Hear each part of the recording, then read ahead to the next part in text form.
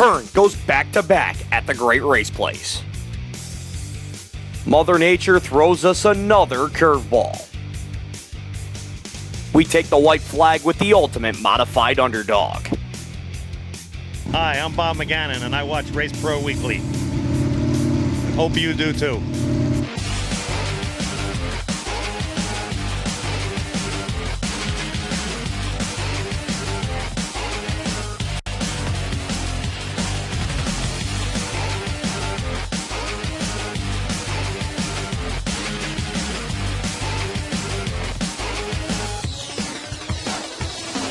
Welcome to another edition of Race Pro Weekly. I'm your host, Mike Warren. Last week, Brett Hearn said in Victory Lane that he had a car that was one of the best he's ever had at the Albany-Saratoga Speedway, and it showed in the way he made his way up through the field. The question is, could he do it again, and how good was this car? 3D and Matt DiLorenzo getting ready for some racing action at the Great Race Place as the modified feature event would be led to the green by Elmo Reckner and Mike Perotti. Both drivers would make their way into a bit of a battle in the early going as Reckner would have the race lead with Brian Gleason also joining the fray in that number 3 running position here in the early stages of the event. Caution would fly early for the 43 of Keith Flack as he would be forced to pull pit side. Off of the restart, few cars on the move. Of course, the 20 of Brett Hearn would be on his way towards the front of the field, working the outside lane when the caution would come out again for the 816 of Jeff Rockefeller. Off the restart, Brett Hearn would now make his way up towards the front of the field. He'd take the inside lane to get by the 35 of Perotti for the number 2 spot and go to work on the outside lane of Elmo Reckner. Wouldn't get him that time.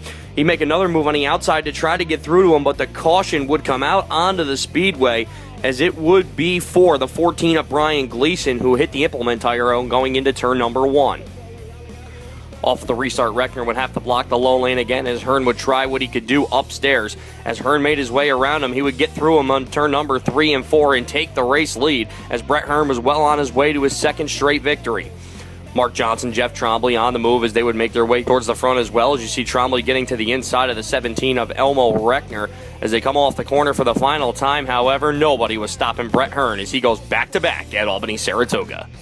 I was just trying to get to the other, wherever he went, I wanted to go the other direction. So I was trying to predict where he was going to go. And the one nice thing about this place is you can't block both lanes. If you go the top, you leave the bottom open. If you go the bottom, you leave the top open. So there's always a way to get a run. And it took me everything I could to get a good run on him and get him in a position where I need him to be when we went into 3. But we finally figured it out and finally did it. Brett Hearn would pick up his second consecutive feature event victory. Jeff Trombley would finish in second, Elmo Reckner third, Jeremy Wilder fourth, and Mark Johnson would round out your top 5. The headlights on the backstretch in the camping area, one of the highlights of the Orange County Fair Speedway, as it would be Donnie Wilson and Hollywood Craig Mitchell leading the field to the green for the 30-lap modified feature event down on the hard clay. Cars would race up into turn number 1 and 2. A couple cars on the move early. Of course, the 21 of Gary Edwards Jr., the 24 of Chris Schultz on their way through the field. Chuck McKee, Bob McGannon, and Clinton Mills on their way up as well, trying to get the victory in the third race of the 2014 season. Billy Van Imwagen would move to the outside lane of the 33 and a third of Tommy Meyer, and he would also go outside the 1 of Tim Heinley as well to try to take the position, but Heinley would move to the inside, and he would get by them both to move his way up through the field here in the early going. Cars also on the move as McGannon and McKee go into a battle right in front of Heinley as they continue to make their way towards the front, as it will be McGannon getting the spot. Now Clinton Mills going to work on the 79 of Jeremy Markle as well as they'd fight through the corner. Donnie Wilson would be your race leader as Mike Kolko would be chasing him down as they'd make their way into turn number 1 and 2 as he shortened a lead to just a few car lengths as Wilson would keep the position from the beginning, but yellow would come out on the speedway. And, well, this one, unfortunately, would be over as, like Milli Vanilli said, you can blame it on the rain, as this one was shortened. As of lap 12, Donnie Wilson would be your race leader, Mike Kolka second, Craig Mitchell third, Gary Edwards Jr. fourth, and Chris Whitehead would round out your top 5. The rest of the feature event will be made up next Saturday night. It's now time for this week's fan poll question. Who is the announcer at your local racetrack and what makes them so special? To cast your answer, log on to Race Pro Weekly via Facebook or Twitter, and the answers will be read on next week's show. Time to take a look at last week's fan poll answers, which the question was, what do you think about the NASCAR races being scheduled against local Saturday night racing, good or bad? Emily Sullivan says local Saturday night racing all the way. Joe Rouge Jr. says NASCAR fans will stay home and watch NASCAR. Diehard dirt fans will be at the local tracks. Mark Labram says, I'm a NASCAR fan, but if a dirt race is running, I don't stay home. I go to the dirt track. Lance Kramer says, I record the NASCAR race and go support my local dirt track. Never have a problem with that at all. And Donnie Ryder says, dirt. Put NASCAR on some dirt tracks. I think we can all attest that we would love to see that in the near future. Performance. Quality. Service. That's DMC Racing Products. Hundreds of name brand parts. Competitive prices. That's DMC. DMC Racing Products. Race to win.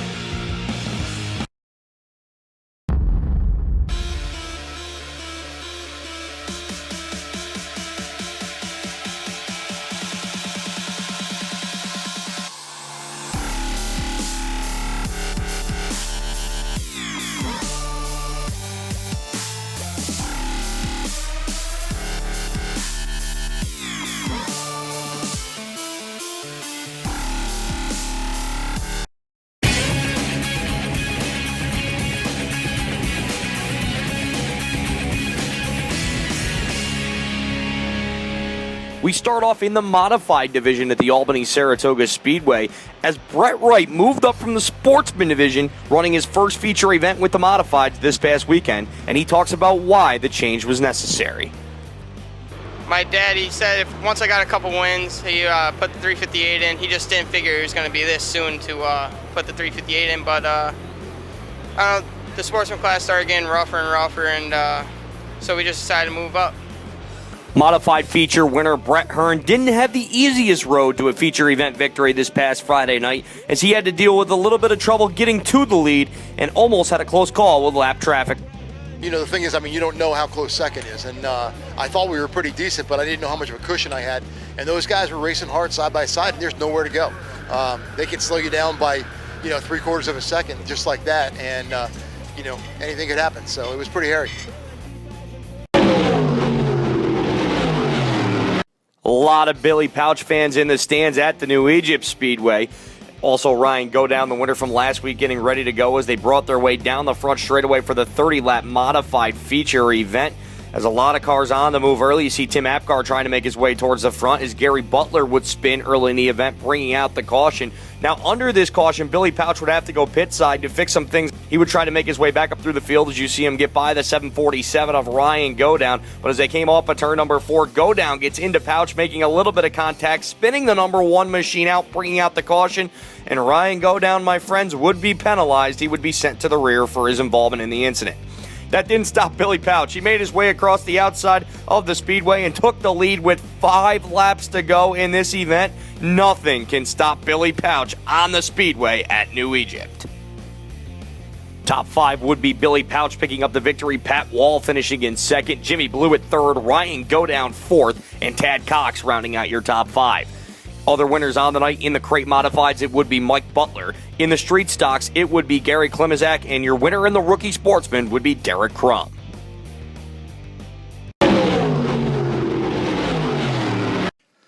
Lebanon Valley Speedway getting started with their racing card this past Saturday night before the rains unfortunately came to the Speedway, as they did get 2 divisions of qualifiers in, including the Pro Stocks and the Small Blocks. However, there will be no double features this coming weekend for both of them, as they will have the remaining 2 Pure Stock features on the card, along with the 20-lap Boomers Performance race that will be in action coming up this weekend as well. Rain checks will be good for this coming Saturday night.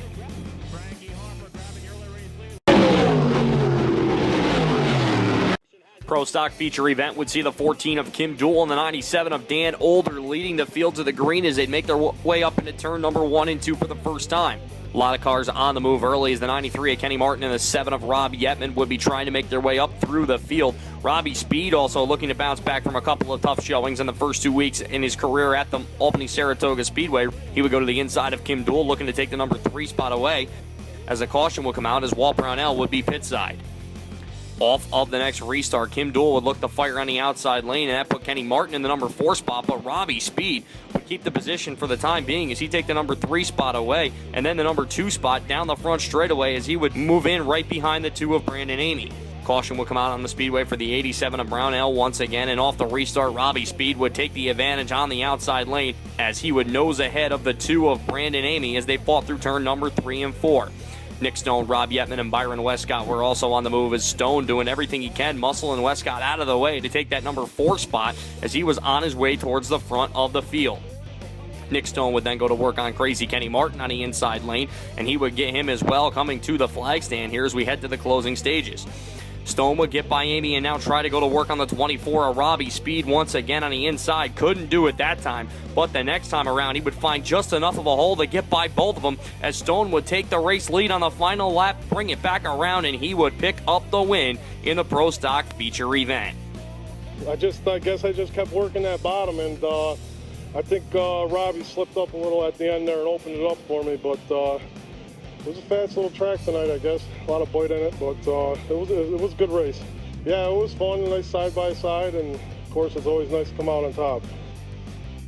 Nick Stone would pick up the win in the Pro Stock feature event. Robbie Speed crossed the line second, but was disqualified in post-race inspection, giving Brandon Amy the number 2 spot. Kenny Martin finishing in 3rd, Rob Yetman 4th, and Byron Westcott 5th.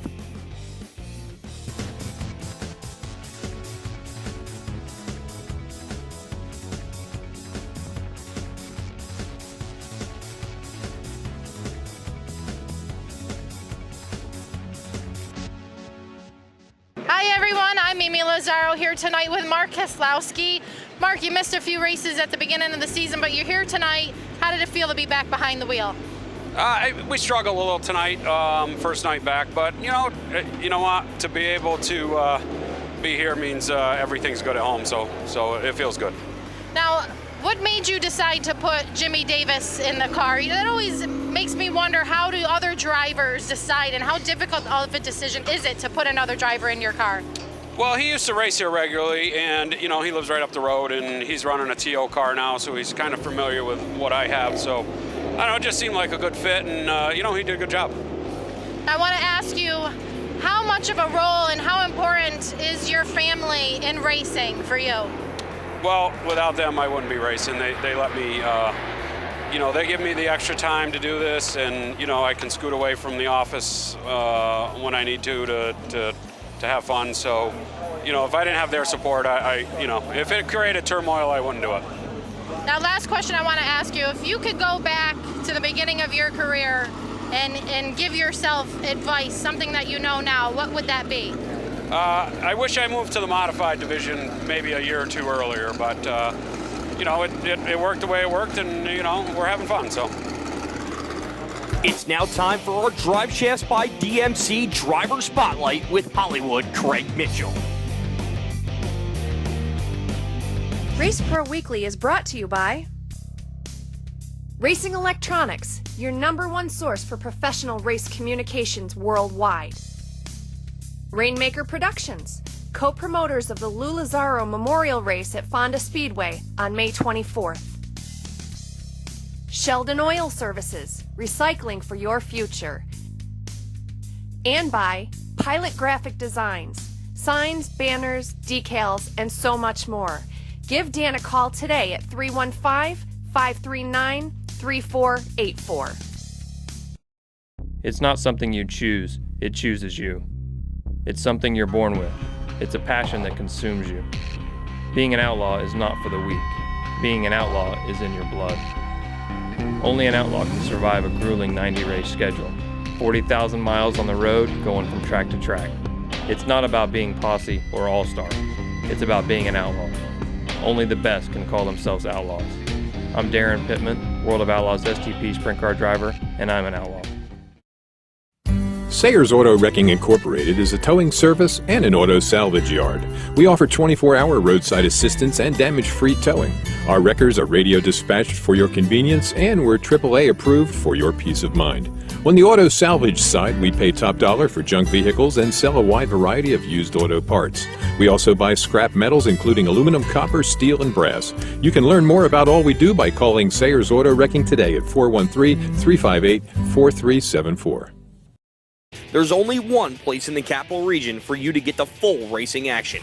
Stop down at the Bobco video booth at the track or call 518-399-0937. Bobco Racing Video, the next best thing to being there.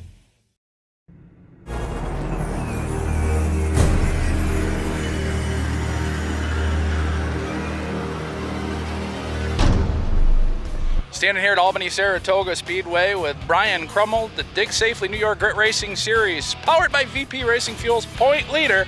Brian, tell us a little bit about your first race at Orange County. You picked up a big win, and you said you had some help mid-race to get there. Yeah, absolutely. Going to be following the Grit Series this year, and for them to come down to Orange County, it was good.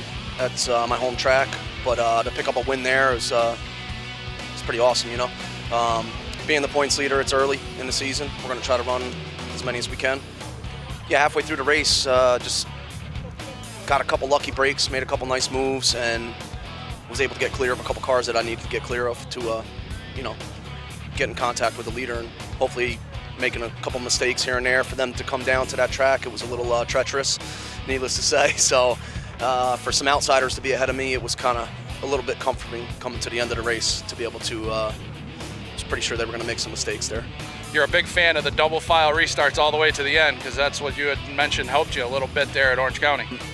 I mean, double file restarts anytime, as long as we're providing good racing for the fans, you know, it's a no-brainer. It's way more exciting than a single file restart. Now we're going to a racetrack that you did very well at coming up for the next race, the second leg of the Grit Racing Series. You did very well last year in Glen Ridge Motorsports Park. Yeah, can't wait to get to Glen Ridge.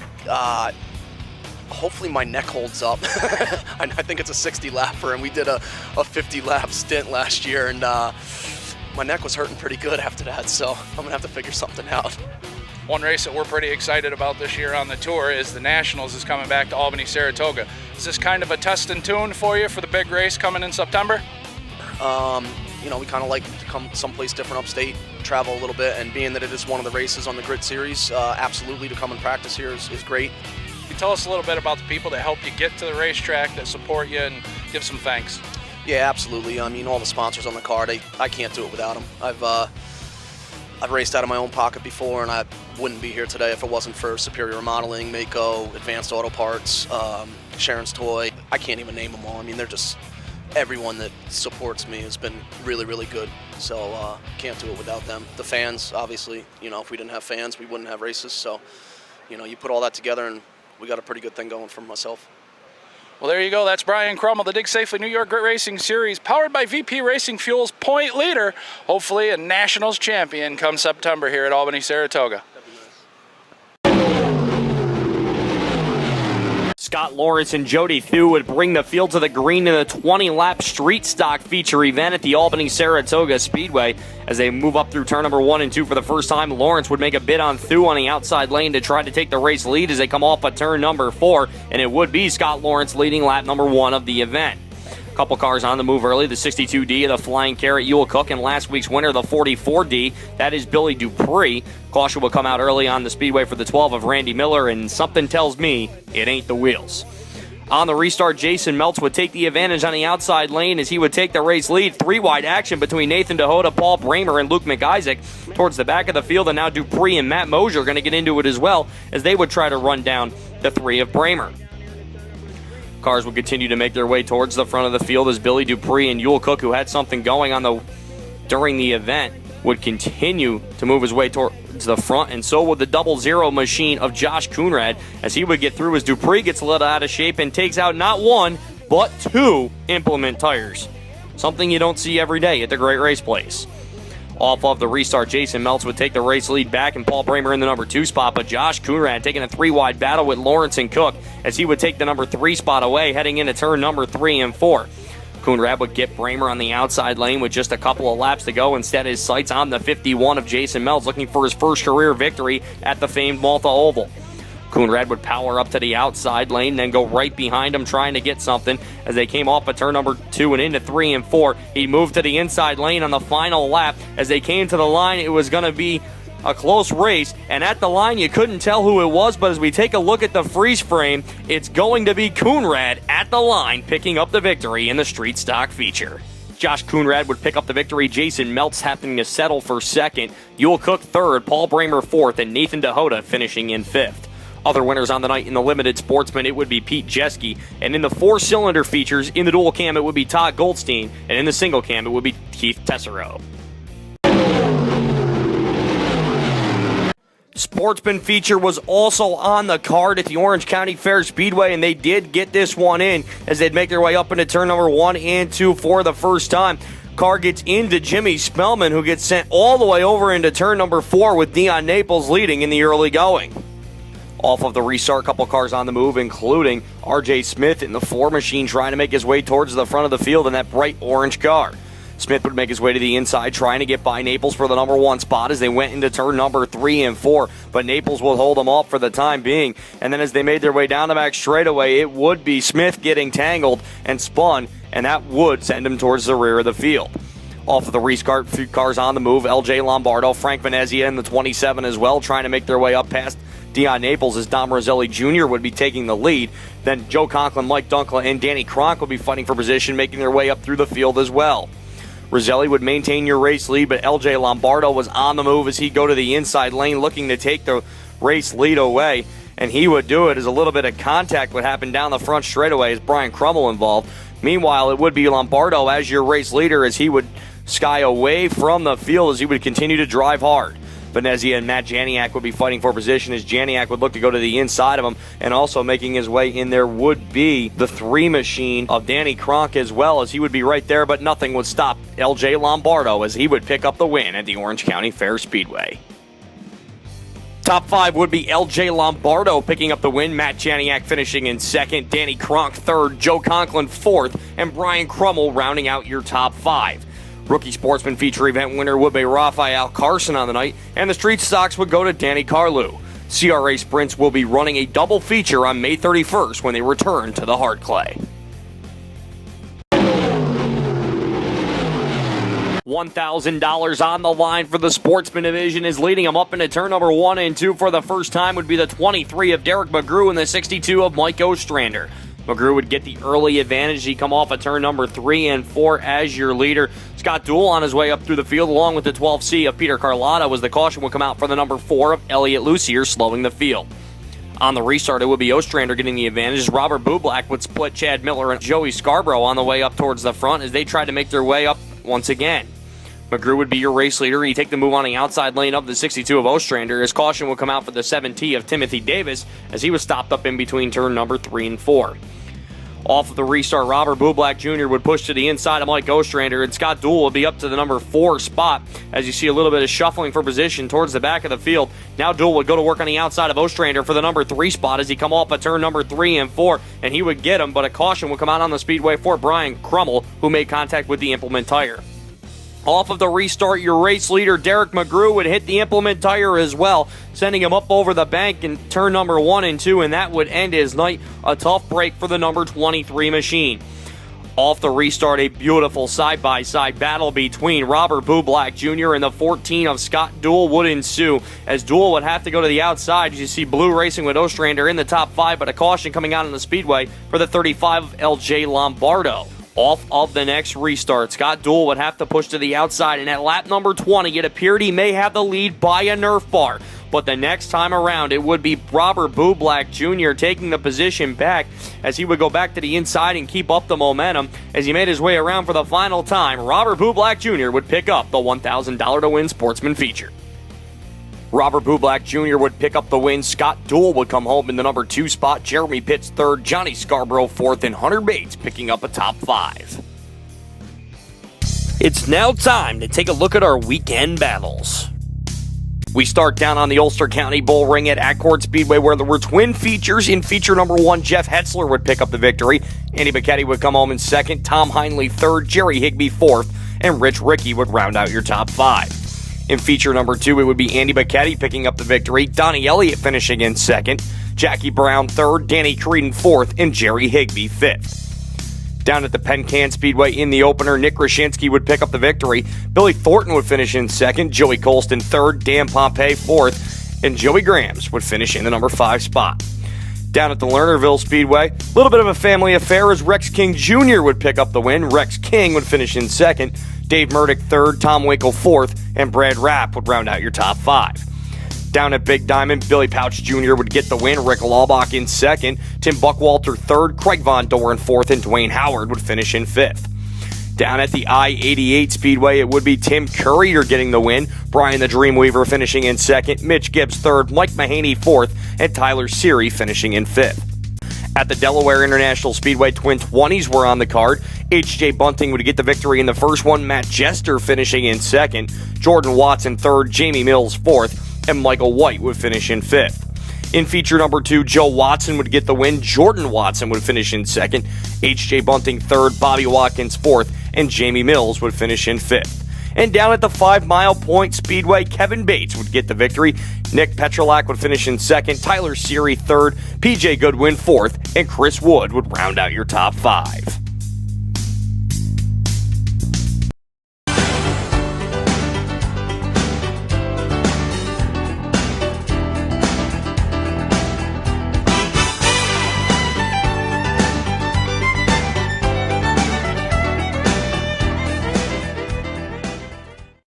The Choices 301 program takes a multifaceted approach aimed at educating the public about the realities and dangers of what can happen when bad decisions are made inside a motor vehicle. Don't hesitate to designate. If you are a tracker series that would like to be highlighted on Race Pro Weekly, email us at show@raceproweekly.com.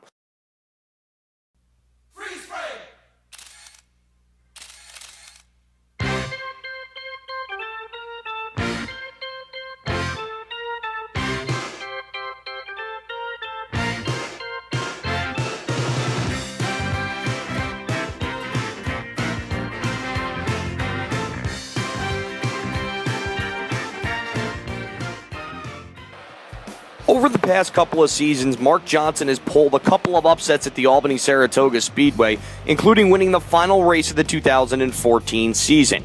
He also backed it up with a great run at Syracuse last year, and he talks about exactly what he has to do to compete each and every week.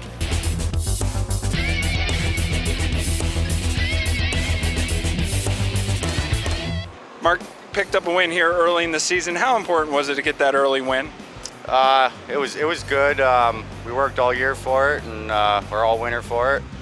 And it's what we came to hope to do, and we repeated from last year. When you take a look at the competition here at the Albany-Saratoga Speedway on a nightly basis, how tough is it to compete here? It's pretty tough. There's a wide variety of competitors here. From you got the big teams like Hearn and Tremont and Ronnie and them, and then you go down. I mean, it's got a wide variety, I think, in my eyes, to pretty much all racers, pretty much. I don't think it'd be anything to say that this certainly isn't a high buck operation. How is it that you guys are able to get to the track week in and week out with not a ton of money? Well, we do everything, well, not everything, but most of it's in-house. My dad does the motors. Rich does a lot of the body work. Pretty much, we don't send very much stuff out, and just keep it local, and it helps out. Now, one of the places that you've had some success out is at the mile at Super Dirt Week. Why do you think you run so good out there? I don't know if it's preparation or it's a big momentum track. To tell you the truth, I don't know. I work as hard as I can to go to every race, and it's treated us good so far. Why, I don't really know. We just go try our hardest, and that's what happens pretty much. I guess we do good over there. So tell the race fans your plans for 2014, where they can expect to see you on a weekly basis. Definitely here at Albany-Saratoga, and we'll be hitting Glen Ridge and a little bit of Fonda here and there, and wherever money takes us, I guess. Who do you need to thank for getting you on the racetrack in 2014? I got to thank my father for putting a good engine in all the time. My wife for letting me go out in the garage every night, and Rich Diamonds helped me out. He's always willing to help anytime. And Big Man Paintings helped out, bought a new car for us this year. And Andy's Speed Shop, he's always making sure I'm on the track. And just everybody that helps out the crew. It's a big team effort. So. It's now time for our NISCA Performer of the Week, the Jersey Jet Brett Hearn. Hearn is now eligible for the NISCA Performer of the Year award given out at the end of the season. That's all for this week's show. For the latest news, results, and photos, check out Race Pro Weekly online, www.raceproweekly.com, and be sure to follow us on Facebook and Twitter.